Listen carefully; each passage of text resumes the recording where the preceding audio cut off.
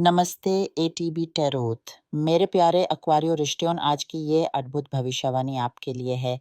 ईश्वर की अनुमति से ये सप्ताह आपके जीवन में कुछ ऐसा घटित होने जा रहा है जो आपके परिवार के एक सदस्य को, जो पहले कही गई बातों पर पछतावा महसूस कर रहा था, वापस लाने वाला है। कुछ लोगों को सरकारी सहायता प्राप्त होने के संकेत दिखाई दे रहे हैं। आओ हम इसे गहराई से समझें। मैं देखती हूँ कि आप में से कई लोग किसी वृद्ध व्यक्ति की देखभाल में बहुत कुछ खर्च कर रहे हैं जो सदैव अस्वस्थ रहता है। यहाँ एक अंत दिखाई दे रहा है, एक ऐसे चक्र का समापन जो बहुत समय से चला आ रहा था। जहाँ कोई अति वृद्ध और दीर्घकालिक रोगी है, उस व्यक्ति के इस धरती से प्रस्थान के समय एक लिखित पत्र छोड़ जाने के संक्षेप दिखाई दे रहे हैं जिसमें आपके लिए कुछ है। परंतु ये पत्र पहले किसी अन्य व्यक्ति के हाथों में पहुंचेगा और ये संदेह बना रहता है कि क्या वो यूज़ आप तक पहुंच जाएगा। मेरे प्यारे एक्वारियो, आप में से अनेक इस समय बड़े चिंताओं से गुजार रहे हैं। किसी को अपने माता पिता की चिंता सताती है तो किसी को अपनी संतान की। मैं अनखों के सामने लाखों का व्यय देखती हूँ जो आपको आरोग्य, बच्चन या पिता माँ से जुड़े मुद्दों पर करना पाद रहा है। कुछ ऐसे लोग भी हैं जो आपके जीवन में बहुत समस्याएं ला रहे हैं, जिससे आपका मन इतना व्याकुल या समस्याओं से आभर है कि शांत बैठना भी कठिन हो रहा है। परंतु देखिए, आपकी आध्यात्मिकता इस पल आपके लिए एक शीतल हवा का झोंका ला रही है। ऐसी बातें हैं जो आपकी ज़िंदगी में रात दिन के पलटने जैसे एकदम से सुलझ जाएंगी।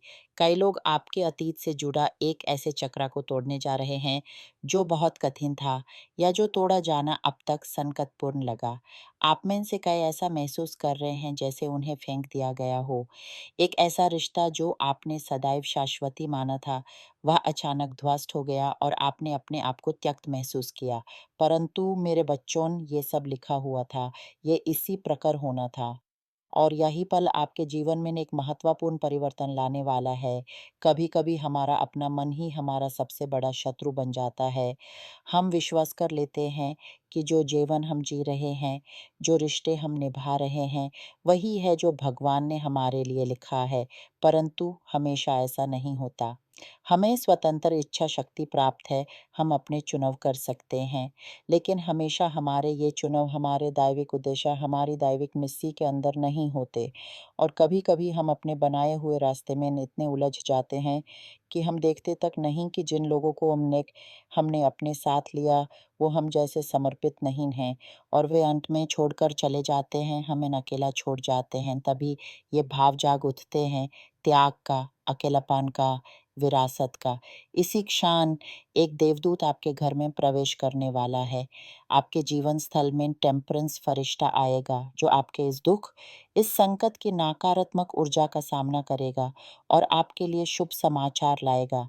मैं कुछ देखती हूँ जो एक माँ से जुड़ा हुआ है, कुछ अति प्राचीन आज का नहीं, जैसे कोई आपकी माँ हो। ये संदेश उनके लिए है जिनकी माँ का कोई घर था। वो घर बहुत समय तक उसुफ्रक्त में रहा हो, या फिर वो माँ स्वर्गवासी होनी है या हो चुकी हैं और भाई-बहनों के बीच कोई अनबन हो रहा है या होने वाला है। अंत में शायद न्यायालय के माध्यम से ये मामला हल हो जाएगा। और मैं देखती हूँ, मेरे प्यारों, आपके पास एक बड़े धन राशि के आने के संकेत हैं। ये धन किसी विरासत, किसी जायदाद, किसी उसुफ्रक्त, किसी घर के निपातन से आएगा। कुछ लोगों के लिए ये पेंशन से भी जुड़ा हो सकता है। जब ये आपके पास आए तो आपकी आँखें खोल कर रखना। क्योंकि आपके अपने ही खून, अपने ही परिवार का कोई व्यक्ति इसमें से बड़ा हिस्सा हासिल करने का प्रयत्न करेगा।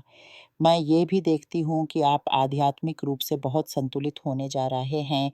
शायद आप किसी धर्म को लेकर भ्रमित थे। आपको ये समझना होगा कि धर्म और आध्यात्मिकता दोनों बिल्कुल अलग चीज़ें हैं। एक दूसरे पर निर्भर नहीं हैं, एक दूसरे से संबंधित भी नहीं हैं। एक आध्यात्मिक प्राणी होने के लिए आपका किसी धर्म का अनुयायी होना आवश्यक नहीं है। भगवान तो बस इतना चाहते हैं कि आप आत्मिक रूप से जागृत हो। वो आपसे किसी खास धर्म में प्रवेश करने का आदेश नहीं देते। इस विचार को अपने मन में समाये रखिए। फिर वो घर बिक जाएगा, बेच दिया जाएगा। हर कोई अपना हिस्सा प्राप्त कर लेगा। मैं कुछ ऐसा भी देखती हूँ जो आपने खो दिया था और जो अब वापस आपके हाथों में आने वाला है।